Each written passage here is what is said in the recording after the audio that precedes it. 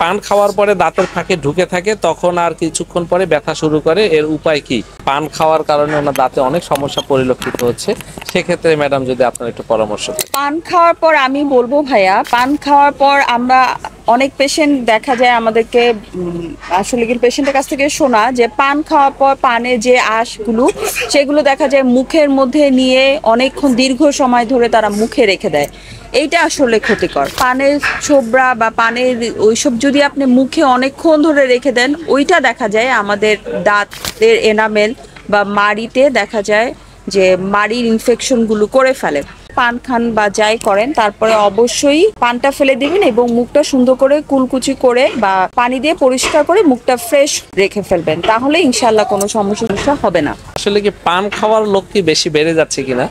Doctor already বলেছেন হ্যাঁ, যে পান খেয়ে এটাকে পরিষ্কার করে করতে হবে, আর সবচেয়ে ভালো হয় পান খাওয়াটা ছেড়ে দিলে।